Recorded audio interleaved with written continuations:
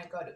Now, the reason for a journal is to help you release your emotions. Why is that so crucial? Well, every time that we try to avoid or ignore or push down the emotions, they become energy blocks in your subconscious. And that energy block stops the good from coming to you, stops you from attracting, creating, manifesting, materializing your dream life. So we want to dissolve those energy blocks. We want to release them. We want to get rid of them, right? So what happens is we've never really been taught how to do it properly because, you know, our parents didn't know how to do it because their parents didn't know how to do it. Something just happened to my camera. So let's go onto a different camera. And let me just try and see if I can reconnect it. It happens sometimes. And our grandparents didn't know what to do, so they didn't teach our parents didn't teach us.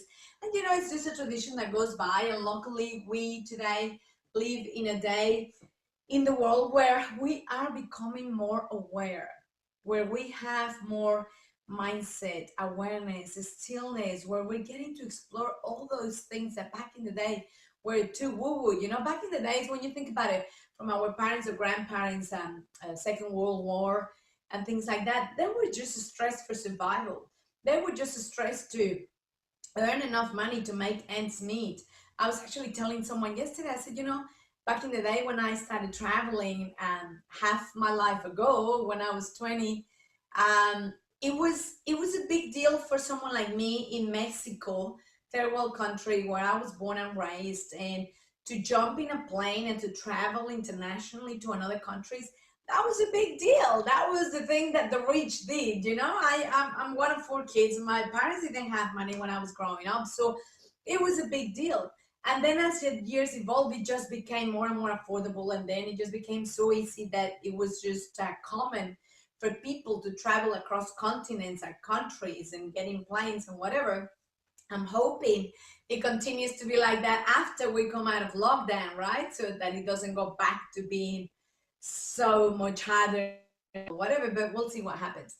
But my point is, you know, back in the day, 20, 30, 40 years ago, our parents were just concerned about survival, like having enough money to feed the family, to put food on the table, etc. So, you know, there wasn't all this mindfulness and self-awareness like we are fortunate enough to have these days. Back in the day, you know, we didn't talk about life coaches or success coaches or leadership or personal development and personal growth and self-awareness and confidence and self-esteem. You know, that they just didn't have the width, the space for that. But these days it's different. And so what happens as we become aware of the damages that repressed emotions do, it is so crucial and important for you to learn how to dissolve them, release them in a healthy way. You know, in the old days, again, they used to say, you know, just scream or hit a pillow, do all these things. And it's like, well, that's maybe teaching you how to be angry in order to release emotion, right? And what are the main emotions that we have? Well, anger, we have sadness, we have resentment, guilt, and out of those we have a lot others that come underneath. You know, you might call it rage, or you might call it resentment, or whatever you want to call it, but really they fall under the main categories of, you know, anger and sadness and guilt and whether you call it depression, anxiety, whatever you want to call it. The thing is, we want you to learn how to release them in a healthy way. I had this coach. He called himself back then meditational coach, okay? And that was about 10 years ago when I was living in Melbourne. He was really good. So first he got me to write and write and write. And I was like, I'm sick of writing. I don't like writing. Why is he getting me to do all this? I remember I was about to go on a holiday to Europe with my family for a few weeks. And he said, that's perfect. Bring your journal with you and just journal and write and write. And I especially want you to write about, you know, your boyfriends in high school or in university, your relationships and this and that. And I was like, Okay, that's weird. Why does he want me to do all right? So, but it was perfect because we were traveling for a few weeks. You know, we when I stayed at the Atlantis in Dubai, and we went and hired a beautiful villa in Italy, and stayed in England, and when we had an amazing holiday. And so that meant I had a lot of time to write because my babies were very, very, very little. And so I would put them to bed early, and then, you know, I was having a lot of time while my former husband was hanging around with friends or family or whatever. I would sit down and just write in my journal. And then, of course, in the planes, we of course flew all business class. So, you know, again, while the kids are sleeping in their business class seats, beds, I would be journaling and writing. And so I was fortunate that he gave me that task. I had just started to see this coach, and he gave me this task just before we went away, which was great because it means he gave me, you know, full 3 weeks to just release all of these things. So I started writing, and it's amazing the things that would come up. You know, I remember an instance where I felt bullied at school. I was probably in year 6, which means I was maybe 12, 13. And there was an event at a school where the parents could come, and that meant that day we could just wear normal clothes, no uniform. I used to go to a private school that was with nuns, a Catholic private school, only girls. And I was wearing this, you know, pinky dress that I was really excited to wear. And then all of a sudden the weather kind of changed that morning, and I put some stockings or tights or leggings, however you call them in your country, with some shoes that were semi-open. They weren't open, but they weren't fully enclosed. And apparently that's a big no-no according to my friends back then. You don't do that. If you're gonna wear stockings or tights, you need to have fully enclosed shoes, right? So they ate me alive, like we say, because I was that. And I remember just feeling devastated. Like I was so embarrassed. I felt so judged, so criticized, and I just wanted the ground to open and eat me alive. And you would think, it's such a little kid's incident, right? But it obviously left a wound in myself. It obviously left some emotion that wasn't released at the time. And I didn't realize until my coach taught me about 10 years ago, you know what? Those blocked emotions become blocks in another area of your life. So you would think that just became a block with friends or something. No, it was a block in terms of money. Or for example, when I broke up with my boyfriend in university, right? And he was my first love. I was, I think, 19. We were together for a couple of years, and we broke up. I went traveling, and I was like heartbroken because he was like my first love. And again, you would think that became a block for other intimate relationships. And it's like, no, it had to do with career, for example, career. And I was like, that's so weird. So when I learned this, I just went, oh my God, this is so powerful. And this is so important for me to let go of these little block emotions from childhood, from adolescent years, from, you know, teenage years. And it's amazing when my coach helped me release them. Career-wise, things started happening for me. That's when I left my full-time job and started, you know, doing my own business and speaking and doing the thing that I love. And money-wise, like I tripled my income out of the roof, and all of these things because I was removing all these emotional blocks out of my subconscious. If you imagine a knot, you know, if you've ever lifted the drain of your shower, and you're a girl like me and you lose a lot of hair, you'll probably see, unless you're, you know, unfortunately, I have a cleaner, a house cleaner. I've had a house cleaner for like 15, 20 years now. So I don't have to do that, but I've seen them, right? And so you open the drain of the shower, and there's all these knots of like hair, and all the yucky stuff accumulates with the hair, and it's just for. So imagine that knot of hair and all yucky stuff, that being the block of energy that sits in your subconscious, and it's taking a space. So it's taking room, and it's that could be free up for good things to come into your life. That's why it's so important to clean it up, to dissolve it, to release it, to let it go, right? So that you can attract all the good things into your life. And so the way you do it is, first of all, it's super important that you use an actual paper and pen, okay? Doing it, typing it in on your phone, your iPad, on your computer is not the same effect. It is scientifically proven then connecting pen to paper all of a sudden connects to the neurons in your brain, and it has a complete different effect in the brain. Don't ask me why or how. I'm not a scientist, but I know even in my youngest daughter's Brace school, they don't allow them to bring certain devices, so the computers have to be the Surface Pro, which have the pens, because they want them writing everything with a pen rather than typing it into the computer. So that's one of the rules, okay? Make sure that you have a physical diary or journal or book, whatever you want to call it, and an actual pen, and you're actually handwriting, okay? And then I'm going to give you a little bit of a format, so write it down, please. And if you're enjoying this, let me know in the comments, even though I don't comment back while I'm doing this, because I want to be present and focus and concentrate on you and give you my full attention. Afterwards, I always go check all the comments and individually and personally myself reply to your comments. So I want to get to know you, your name, where you're hanging from, and how is this making a difference to you, whatever day you watch of the Mindset Breakthroughs, right? I want to see a photo. I want you to post a photo on the comments below. When you have your diary, you can see mine. It says do what you love, and a lot of it, and then it says get up, dress up, show up, and never give up.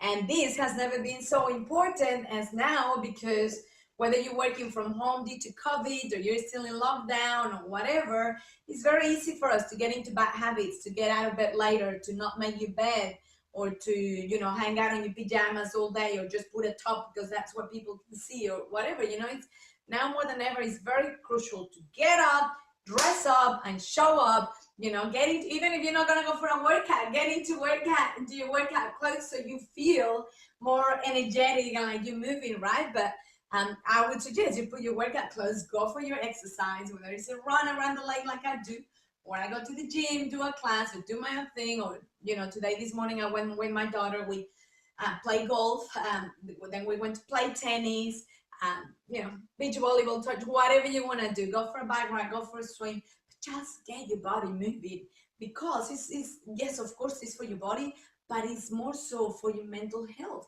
because you release endorphins and happy hormones and happy chemicals that keep you in momentum, that keep you feeling good, and, you know, vibrating at a high frequency of energy. So get up, dress up, show up, okay? Even if you have no reason to get out of bed because it's lockdown and you can comfortably sit and work in bed. Don't get me wrong, I love working in my bed with my laptop, but I am very conscious of, you know, getting out of bed. I'm an early riser. I'm up at 4 a.m., etc., etc. So then you're gonna grab your journal in the morning, and you're gonna write it down. When I think of, and then you write the event, the situation, whatever happened. When I think of those girls in you know, high school criticizing the way I was dressed. When I think of the moment I broke up with my boyfriend in university. When I think of I don't know, the failure that you had in your business, or the money that you lost, or the partner that ripped you off, or the infidelity in your marriage, or your divorce, or you know, when you got unhealthy, whatever it might be. When I think of, and you write it down. Could be something that happened today, earlier on, something that happened yesterday, a week ago, 10 years ago, 40 years ago. It doesn't matter. Whatever comes to mind, you write it down. When I think of, and then you write the incident of what happened, and then you write, I can feel. See how it's very different in neuro-linguistic programming. And this is one thing that Tony Robbins is the master of. There is no one in the world like Tony Robbins when it comes to neuro-linguistic programming, which he calls neuro-associative conditioning. And it's basically all the subconscious and the way we communicate, etc. I'm a master practitioner of NLP myself. It's very different to say I feel angry or I am angry. That's like you own the emotion, so it'll be so much harder to release it. That if you write, I can feel. When I think about, then you write the moment of what happened. I can feel. I can feel basically means I'm allowed to feel that way, but I don't have to if I don't want to, right? I don't own it. It's not a fixed state. It's just you know, something that's passing along the way, a moving thought. You can even think of it as sitting by the river, by the ocean, and having the leaves of the trees, you know, just moving along, and then you're just placing your thoughts or your feelings or your emotions into each leaf, and they keep moving along, and you just watch them pass, right? So very important that you use the right words. When I think of, the chat please, so that I know you're paying attention. Then you write the situation, I can feel, and then name the emotion. Whatever word comes to you, because you might write, I can feel angry, or you may write, I can feel anger. You may feel, I can feel rage, or you may feel, I can feel rage. You may feel, you know, someone might write, I can feel resentment. Another person might write, I can feel teary or sad or sadness. See, whatever comes, you want to capture that word exactly the way it comes, because that's the raw way of your subconscious without your conscious mind filtering what you really want to express. So whatever word for the emotion, because we all name them different, you know, like I felt peeved, I can feel peeved, or I can feel really angry, or I can feel, you know, whatever you want to call it. So, and then you write the emotion in whatever way it came up for you. Now, it might repeat, because it might be a very deep rooted emotion. So you might be like, I can feel angry, and then 10 slides, so you keep writing, right? I can feel angry, I can feel resentful, I can feel humiliated, I can feel upset, I can feel sad, I can feel ashamed, or I can feel shame, or, you know, and you keep going, and then it might come again the same one that you already wrote down. I can feel angry, and that's okay. Or it may come up in a different form. So you already wrote, I can feel angry, and all of a sudden it's like, I can feel anger. It's perfectly fine. We want to capture the raw vocabulary of your subconscious. So whatever comes up, that's exactly what you're capturing, what you're writing down, okay? So you write it down, and that's it. You fill up the page until there's no more to come. Now, again, if something that is deeply rooted, you may journal on it again 2 days later, because it needs more releasing, right?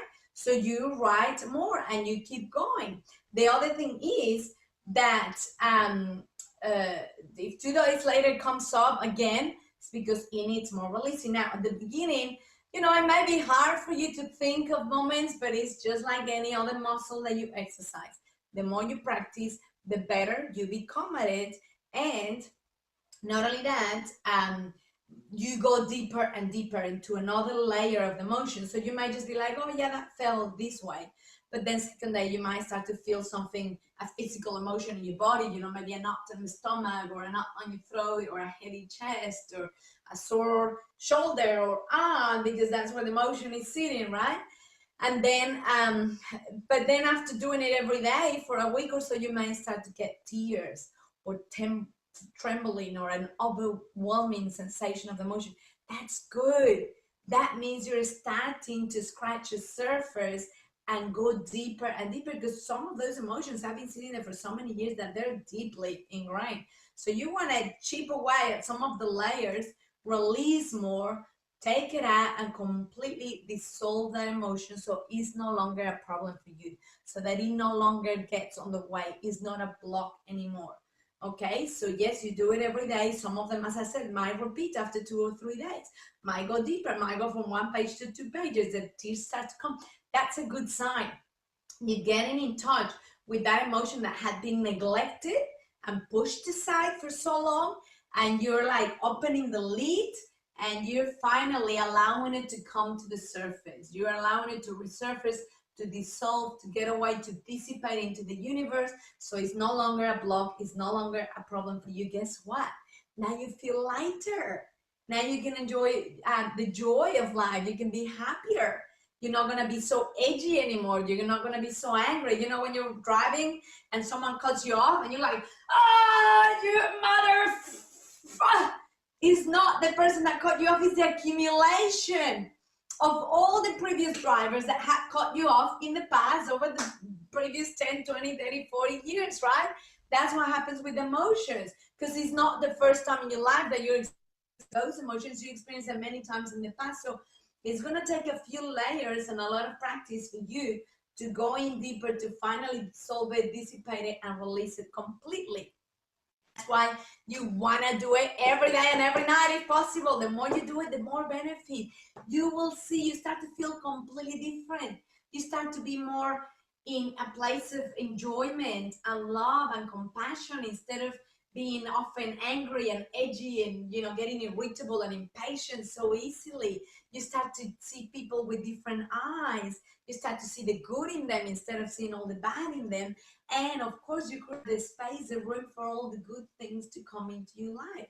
I'm saying this is a great preparation for UPW, because the more you do this before UPW virtual with Tony Robbins, the more that you will be open to receive, to learn, to grow, to transform your life. So I strongly encourage you to do this every single day, more so between now and UPW. But of course, this is a skill that you want to keep going for life, because every day you accumulate new emotions for little things that happen, right? And the more you allow them to accumulate, the more that they compound, and the little anger now becomes big anger, and someone looks at you and you're like, what's your problem? What? You get angry for no reason, for a little thing. So this is a habit that if there is anything you're going to take from all of the mindset breakthrough sessions that we do, is this one. You want to journal every single day of your life, release emotions so you can be light, happy, beautiful energy. You can see things with eyes of love and gratitude versus eyes of what's wrong, I'm angry, I'm scared, I'm fearful, and everyone is out to get me. That's horrible, heavy energy. I'm sure you've been there before, right? So it's so much nicer when you're like, oh, everyone is so nice around me. Everyone wants everything good for me, blah, blah, blah. It's different eyes that you're looking through. And so if you start this immediately, you're going to be more ready for UPW to have a bigger transformation with Tony Robbins. If you don't have your ticket yet, my friend, you're missing out on a once-in-a-lifetime opportunity that will transform your life forever. Go to bringthefreedom.com, bringthefreedom.com, get your UPW virtual ticket with Tony Robbins. It's just a few days away, and start doing your journaling so that you can be prepared to receive more, bigger benefits at UPW virtual with Tony Robbins. This is Sandra Bravo signing off from Gold Coast. It's always a pleasure to be here with you. I look forward to seeing you tomorrow, same place, same time.